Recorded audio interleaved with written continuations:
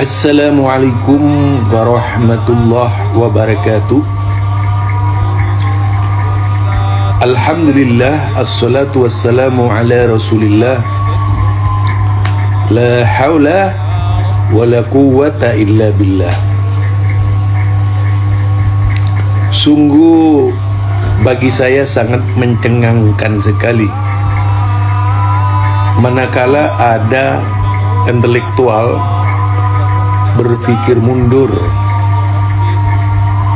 manakala ada orang yang cerdik pandai tapi tidak mampu memecahkan atau menjawab problem yang datang. Hal ini bisa kita dengar kajian seorang ustadz yang masyhur dan terkenal berkaitan dengan kunut subuh. Untuk itu, mari kita dengar bersama apa yang disampaikan oleh beliau ini. Meskipun saya tidak menyebutkan namanya, insya Allah semuanya paham. Beliau ini orang masyhur.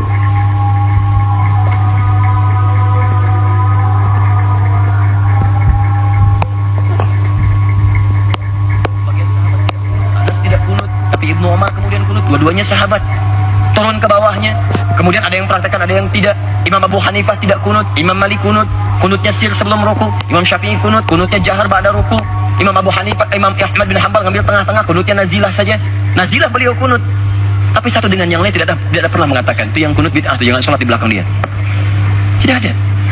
Kenapa orang sekarang imam bukan, ahli fikih bukan, makmum kadang-kadang, ya? Kenapa jadi pada rame? Dan yang paling berbahaya itu yang repot saya. Yang paling aneh itu ada kalimat-kalimat begini. Ustadz, bagaimana kami sholat di belakang ahli bid'ah yang kunut? Bagaimana satu sekali kunut atau tidak? Ini aneh, bid'ah itu kan sesat. Tapi fatwanya keluar, ya kalau dia kunut, jangan kunut, antum diam saja. Anda diam saja, mengambil makna kunut itu bid'ah. Kalau bid'ah sudah jelas sesat. Kullu bid'atin dhalalah, berarti Anda bermakmum di belakang orang sesat. Tapi yang paling aneh, Anda katakan itu orang sesat, tapi Anda katakan boleh sholat di belakang dia. Itu kan lucu menurut saya. Tidak ada kaidah dalam fikih seperti itu. Yang satu salah persepsi menyebut orang ini sesat. Yang kedua boleh sholat di belakang orang sesat, tapi saat sesatnya jangan diikutin. Itu kan aneh itu. Ya. Dan yang paling lebih lucu lagi, Anda menyalahi kaidah sholat. Kata Nabi itu kan, innama ju'ilal imamu liyutamma bihi. Dijadikan imam untuk diikuti. Imam ruku, Anda ruku. Imam sujud, Anda sujud. Jangan imam ruku, Anda sujud. Salah. Imam kunut, Anda ikut kunut. Nah, itulah yang disampaikan oleh beliau tentang kunut. Beliau menyebutkan perselisihan, perbedaan di kalangan ulama, sahabat Nabi, dan juga di kalangan ulama-ulama fikih. Pada intinya ceramah beliau sebagai bentuk kritik terhadap mereka yang menyatakan kunut itu bid'ah. Tetapi tentu bagi saya, bolehkan menanggapi beliau sebagai seorang muslim juga merasa punya tanggung jawab dan perlu mengingatkan beliau apa yang disampaikan oleh beliau ini. Yang pertama, berkaitan dengan ikhtilaf di kalangan ulama. Ada banyak masalah dari riwayat-riwayat yang dibicarakan itu. Apakah bisa dipertanggungjawabkan secara ilmiah, terutama dari sisi ilmu sanad? Karena tidak semata-mata menggunakan pendapat ulama-ulama salaf, tapi juga harus memperhatikan sanadnya. Apakah riwayat tentang Ibnu Umar, apakah riwayat-riwayat sahabat yang lainnya, Anas bin Malik misalnya, itu didukung oleh sanad yang kuat, atau sebaliknya terjadi persoalan? Itu yang pertama. Yang kedua, tentang penyesatan terhadap kelompok yang berkunut misalnya. Hal ini sudah terjadi dalam dunia fikih. Kalau dilihat perselisihan dan perbedaan pendapat di kalangan 4 imam, misalnya ada yang membolehkan, ada yang mengharamkan. Apakah kemudian yang mengharamkan itu ya akan memberikan dampak kepada mereka yang membolehkan? Ini satu contoh hukum-hukum dalam dunia fikih. Tentu tidak, karena mereka yang mengharamkan pasti didasarkan kepada argumentasi mereka, bukan argumentasi untuk umum, tapi pendapatnya beliau itu yang diikuti oleh penganutnya. Sama halnya ketika kunut dianggap bid'ah misalnya.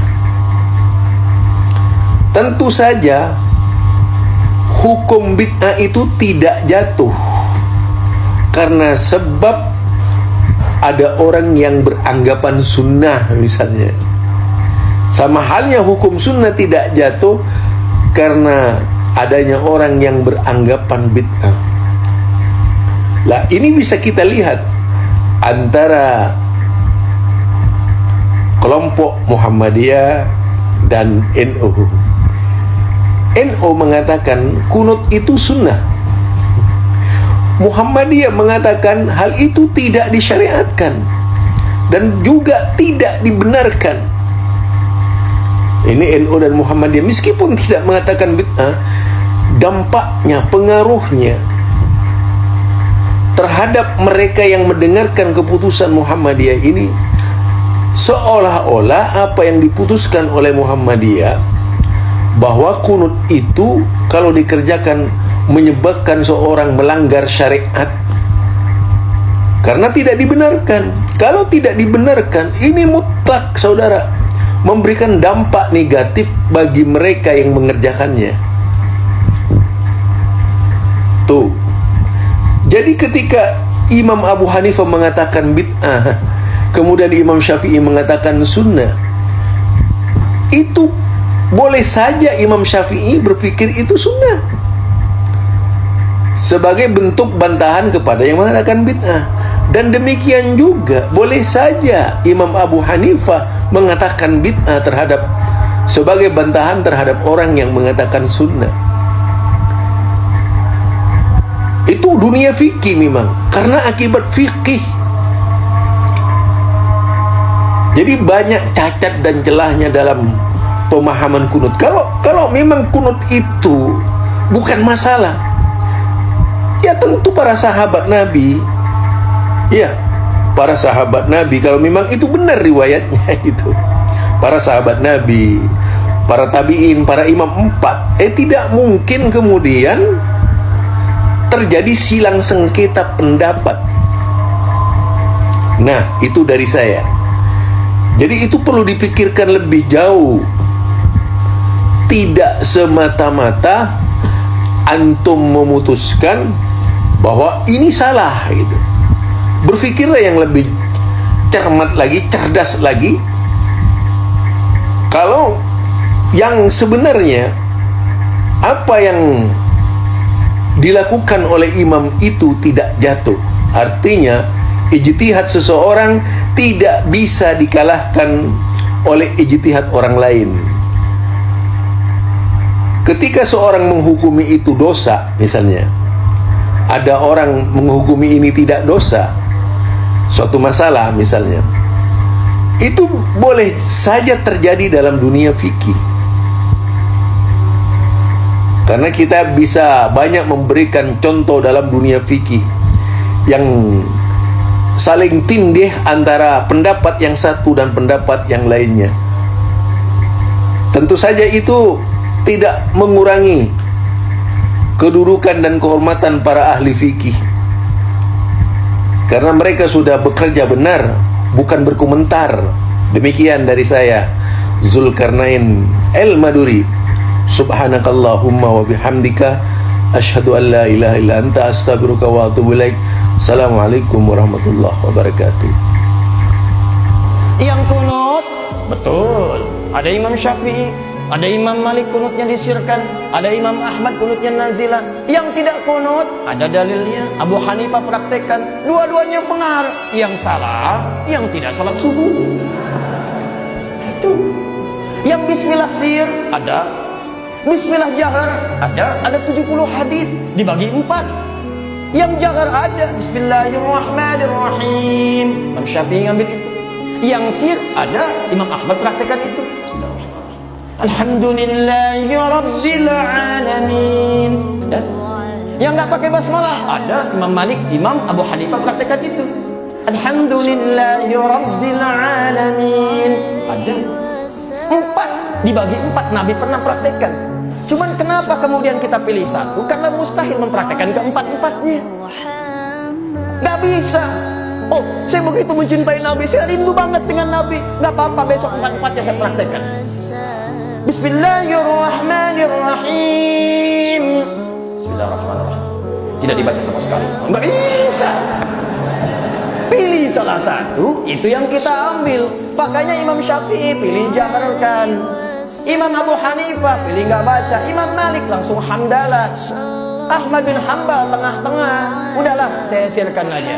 Tidak ada hubungan dengan misalnya ada Muhammadiyah, ada Al-Isyad, ada NU. Nggak ada, zaman Nabi belum ada. Sama saya pernah tugas di Mekah. Begitu di Mekah 2010, sholat Isya, Bang Sudes. Madzhabnya kan Ahmad bin Hanbal di sana Hanbali. Begitu sholat Isya, sir bismillahnya. Alhamdulillahi Rabbil Alamin. Komentar pertama, Imam Muhammadiyah cabang Masjidil Haram. Jadi saya mau singkat sajalah. Kita buktikan cinta kita kepada Nabi. Buktikan dengan mengikuti tuntunan-tuntunan Nabi. Ayo mulai sekarang makmurkan ibadah. Benarkah kunut subuh bid'ah? للمولى خير الأسماء واذكر ربك صبح مساء زكي النفس من الأهواء. Tentang kunut, Nabi mengajarkan kunut, ada yang mempraktekkan, ada yang tidak. Beda ambil kesimpulan. Sebagian sahabat tidak kunut, Anas tidak kunut, tapi Ibnu Umar kemudian kunut, dua-duanya sahabat. Turun ke bawahnya, kemudian ada yang praktekkan, ada yang tidak. Imam Abu Hanifah tidak kunut, Imam Malik kunut, kunutnya sir sebelum ruku. Imam Syafi'i kunut, kunutnya jahar ba'da ruku. Imam Abu Hanifah, Imam Ahmad bin Hanbal ngambil tengah-tengah, kunutnya nazilah saja. Nazilah beliau kunut. Tapi satu dengan yang lain tidak ada pernah mengatakan, itu yang kunut bid'ah, itu jangan sholat di belakang dia. Tidak ada. Kenapa orang sekarang imam bukan, ahli fikih bukan, makmum kadang-kadang. Ya? Kenapa jadi pada rame? Dan yang paling berbahaya itu yang repot saya.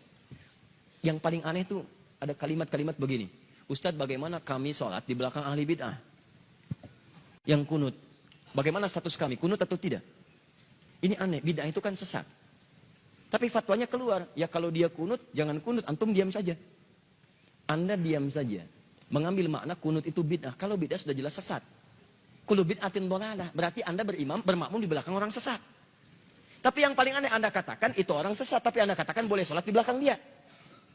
Itu kan lucu menurut saya. Tidak ada kaidah dalam fikih seperti itu. Yang satu salah persepsi menyebut orang ini sesat. Yang kedua boleh sholat di belakang orang sesat, tapi saat sesatnya jangan diikutin. Itu kan aneh itu. Ya. Dan yang paling lebih lucu lagi, Anda menyalahi kaidah sholat. Kata Nabi itu kan, innama ju'ilal imamu liyutamma bihi. Dijadikan imam untuk diikuti. Imam ruku, Anda ruku. Imam sujud, Anda sujud. Jangan imam ruku, Anda sujud. Salah. Imam kunut, Anda ikut kunut di belakang karena imamnya kunut. Kunut imam beda dengan makmum. Dalam hal lafadznya, imam mengatakan Allahumma hdina fiman hadait, Anda katakan amin. Dia mengatakan doanya, Anda mengaminkannya. Beliau berkunut, Anda mengaminkan kunutnya. Masalah Anda mengangkat tangan atau tidak, itu perbedaan lain. Tapi Anda ikuti, jangan sampai imam kunut, Anda tidak. Allahumma hdina fiman hadait, bid'ah. Wafina fiman hadait, belalah. Rusak deh kehidupan. Ini apa? Dan saya nggak pernah mendengar yang seperti itu. Ini bukan kaidah namanya. Kalau imam tidak kunut, yang kunut ikut tidak kunut. Jangan terlampau soleh. Imam sudah salam, ini sujud sahwi. Ngapain? Jadi kalau Anda bermakmum di belakang imam yang tidak kunut, Anda nggak usah kunut. Jangan kunut sendirian. Ini imam sudah sujud begini aja gitu kan. Allahu Akbar, Allahumma hadina fiman hadait. Anda keliru. Sama aja dengan yang pertama tadi. Ya, sama aja.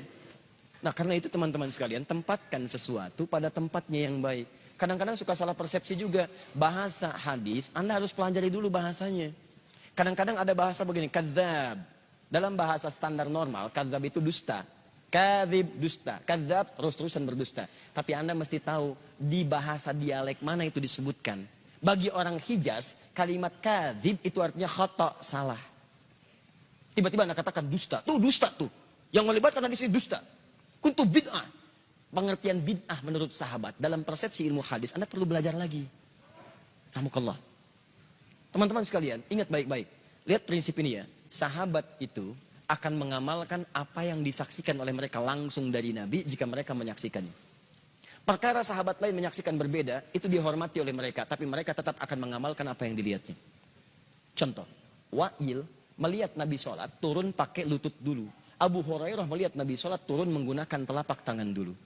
Mereka paham dua-duanya, bahwa keduanya benar dicontohkan oleh Nabi. Tapi Abu Hurairah tidak akan merubah menggunakan telapak tangan, karena itu yang dilihat dari Nabi langsung. Wa'il melihat dari Nabi langsung, tidak akan dirubah oleh mereka. Makanya ketika ada orang mengatakan, bertanya, ya abati, duhai ayah, saya melihat sekelompok mereka melakukan kunut dalam subuhnya, bagaimana pendapat ayah? Bid'ah. Maksud bid'ah di situ bukan menyalahkan orang kunut, tapi maksudnya saya tidak pernah menyaksikannya saat saya bersama Nabi. Saya jaga amalan saya seperti saya lihat dari Nabi. Mungkin mereka melihat yang berbeda, tapi saya takut karena yang saya lihat itu yang ini. Sekarang pertanyaan saya, apakah semua saat Nabi menyampaikan tausiahnya, semua sahabat ada di situ? Belum tentu. Nabi di Madinah, yang di Madinah melihat Nabi, yang di Badar tidak. Nabi ke Uhud, yang di Uhud melihat Nabi, yang di Badar tidak. Mustahil Nabi ke Badar, semua orang Madinah ke Badar, kosong Madinah. Mustahil. Makanya kadang-kadang ada ayat turun di tempat ini, yang ini belum mengetahui. Ada hadis disampaikan di sini, yang ini belum paham. Nah, yang melihat di sini itu akan mengamalkan apa yang dilihat. Yang dilihat di sini itu mengamalkan apa yang dilihat. Makanya dalam kasus kunut ada yang mengatakan bid'ah, bukan bid'ah maksudnya. Kemudian, maaf, menilai bahwa perbuatan itu menyimpang dari ketentuan agama, bukan. Maksud dalam hadis ini adalah saya tidak pernah melihat itu sejak saya sholat di belakang Nabi. Makanya kalimat turunannya di hadis An-Nasai, saya sholat di belakang Abu Bakar, saya sholat di belakang Umar, saya sholat di belakang kemudian Utsman, saya sholat di belakang Ali, sebelumnya sholat di belakang Nabi, tapi mereka tidak pernah berkunut. Karena engkau sholat di belakang mereka semua itu saat mereka tidak kunut. Tapi tahukah Anda saat mereka sholat di tempat lain, ada orang yang bermakmum di belakangnya mereka kunut? Itu masalahnya. Jadi disimpulkan oleh para ulama, apa Anda mau mengatakan Imam Syafi'i bid'ah? Wah, kan imam itu manusia, bisa aja salah. Kalau Imam Syafi'i salah, guru Anda salah, saya lebih baik memilih Imam Syafi'i daripada guru Anda. Karena diketahui peluang salahnya lebih kecil dibandingkan dengan Anda sekarang. Itu poinnya, siapa yang lebih dekat kepada Nabi SAW? Syafi'i itu salaf. Salaf itu orang yang hidup di kisaran abad kedua hijrah. Batasnya 200 tahun hijrah. Ini salaf namanya. Di atas ini khalaf. Pengikut ini disebut dengan salafi. Imam Asy-Syafi'i lahir 150 hijrah, berarti salaf. Imam Abu Hanifah wafat 150 hijrah, salaf. Maaf, Imam Malik lahir 93 hijrah, salaf. Imam Ahmad lahir 163 hijrah, salaf. Anda lahir berapa hijrah? Berarti Anda bukan salaf. Nah, ketika Anda mengikuti ini semua, maka ini disebut dengan salafi. Saya kadang mau senyum lagi. Ustadz Adi itu bukan Ustadz salaf ya. Emang betul. Saya Ustadz kholaf. Karena Ustadz salaf itu Ustadz yang lahir di kisaran tahun 200 hijrah. Kalau saya disebut Ustadz salaf berarti saya Ustadz yang diawetkan sampai sekarang. Yang salah.